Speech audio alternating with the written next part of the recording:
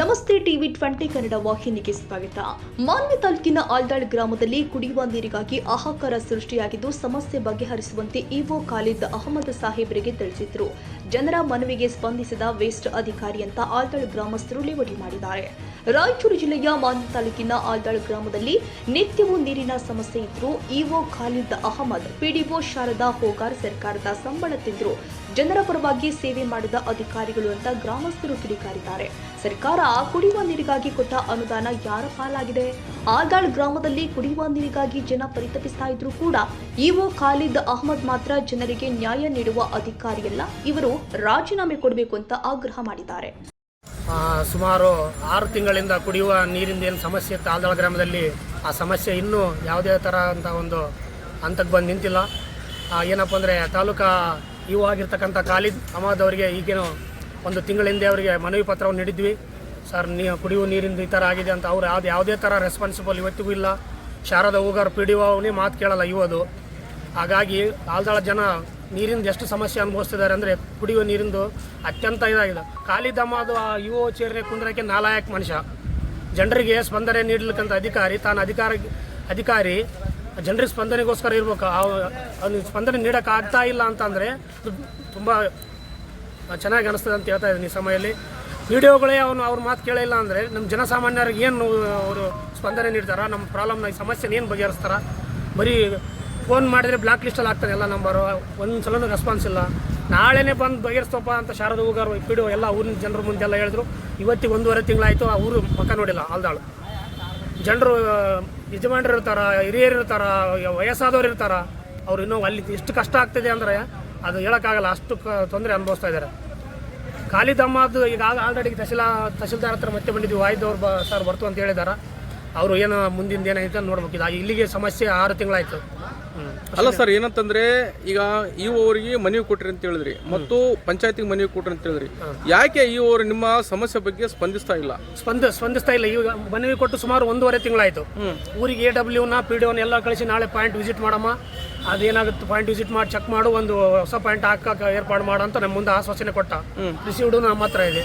ಅವತ್ತಿಂದ next day phone ಮಾಡಿದ್ರೆ ಬರ್ತೀವಪ್ಪ ಅಂತಂದ್ರೆ ತಿರುಗಿ ಇವತ್ತಿನವರೆಗಿಲ್ಲ ರೆಸ್ಪಾನ್ಸೇ ಇಲ್ಲ. ಯಾಕೆ ಅದು ಆ ರೀತಿ ಮಾಡ್ತಾರೆ? ಅದು ಯಾವ ರೀತಿ ಮಾಡ್ತಾರೆ? ಅವ್ರು ಏನೈತೆ ಗೊತ್ತಿಲ್ಲ, ಜನರಿಗೆ ಬರೀ ಸ್ಪಂದನೆ ನೀಡಿಲ್ಲ ಅಂದ್ರೆ ಎಷ್ಟು ಅತ್ಯಂತ ನಿಕೃಷ್ಟ ಅಧಿಕಾರಿ ಯಾರನ್ನ ಇದ್ದಾರೆ ಅಂದ್ರೆ ಅದು ಇಒ ಖಾಲಿದ್ ಅಹಮದ್.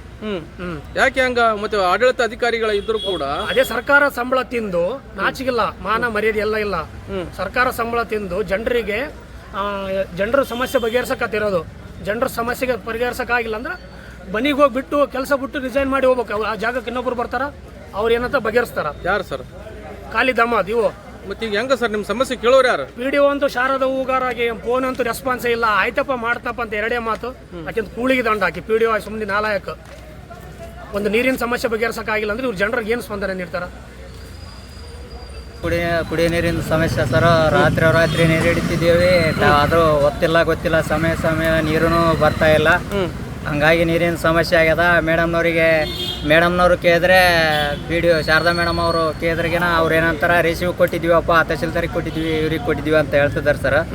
ಆದರೂ ಕೊಟ್ಟು ರಿಸೀವ್ಡ್ ಅಂತರೂ ಹಾಕಿದ್ದಾರೆ ಸರ್. ಬರೀ ಸುಮ್ಮನೆ ಹಾಕಿದ್ರೆ ಎದಕ್ಕೆ ಬರ್ತದೆ ಸರ್? ನೀರಿಂದು ಒದ್ದಾಡೋದು ಹಳ್ಳ್ಯಾಗ ಜನರ ಸಮಸ್ಯೆ ಅಲ್ಲ ಸರ್. ಆಲ್ದಾಳಾಗ ನೀರಿಂದು ಗೊತ್ತಿಲ್ಲ ನೀಡಿದ ಸಲುವಾಗಿ ತೊಂದರೆ ಅಲ್ಲ ಸರ್. ನೀವು ಭಾರತ ದೇಶದ ಪ್ರಜೆಗಳು, ನಿಮಗೆ 75 ವರ್ಷ ಕತ್ತಿಸ್ ಕೂಡ ನೀರು ಸಿಗ್ತಾ ಇಲ್ಲ ಅಂದ್ರೆ ಏನು ಸರ್ ಇದು ಮಾನವ ಸ್ಥಿತಿ?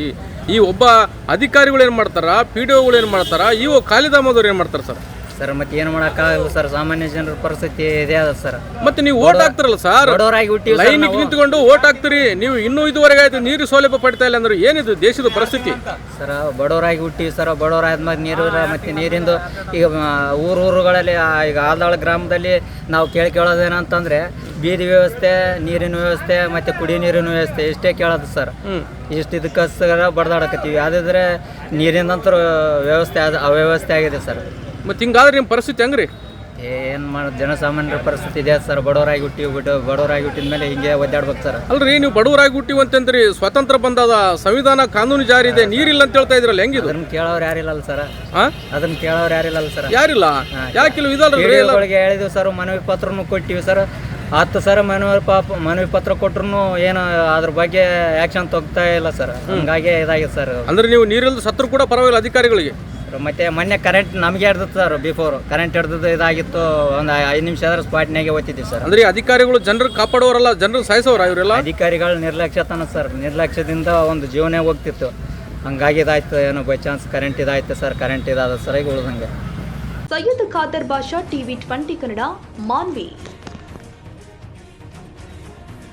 ಕನ್ನಡಿಗರ ಮೆಚ್ಚಿನ ನಿಮ್ಮ ಟಿವಿ 20 ಕನ್ನಡ ವಾಹಿನಿ ಇದೀಗ ಟಿವಿಯಲ್ಲಿ ಲಭ್ಯ. ಕರ್ನಾಟಕ ಮತ್ತು ದೇಶ ವಿದೇಶದ 360 ಡಿಗ್ರಿ ಸುದ್ದಿ ವಿವರವನ್ನ ಪಡೆಯುವುದಕ್ಕೆ ಟಿವಿ 20 ವಾಹಿನಿಯನ್ನು ಲೈಕ್ ಮಾಡಿ, ವಿಡಿಯೋಗಳನ್ನು ಶೇರ್ ಮಾಡಿ, ಕಮೆಂಟ್ ಮಾಡಿ, ಸಬ್ಸ್ಕ್ರೈಬ್ ಮಾಡಿ. HCN ಕೇಬಲ್ 842 ನಂಬರ್ನಲ್ಲಿ ಹುಕ್ಕೇರಿ ತಾಲೂಕು ಹಾಗೂ ಸಂಕೇಶ್ವರದ ಸುತ್ತಮುತ್ತಲಿನ ಹಳ್ಳಿಗಳಲ್ಲಿ ಲಭ್ಯ. PCN ಕೇಬಲ್ 129 ನಂಬರ್ನಲ್ಲಿ ಹಾರುಗೆರೆ ಸುತ್ತಮುತ್ತಲಿನ ಹಳ್ಳಿಗಳಲ್ಲಿ ಲಭ್ಯ. ರಾಯಬಾಗ್ ಡಿಜಿಟಲ್ ಚಾನೆಲ್ ಕೇಬಲ್ 80ನೇ ನಂಬರ್ನಲ್ಲಿ ರಾಯಬಾಗ ತಾಲೂಕಿನ ಸುತ್ತಮುತ್ತಲಿನ ಹಳ್ಳಿಗಳಲ್ಲಿ ಲಭ್ಯ. UDCN ಕೇಬಲ್ ನೆಟ್ವರ್ಕ್ ಉಗಾರ ಸುತ್ತಮುತ್ತಲಿನ ಹಳ್ಳಿಗಳಲ್ಲಿ ನಿಮ್ಮ ಟಿವಿ 20 ಕನ್ನಡ ವಾಹಿನಿಯೂ ಲಭ್ಯ.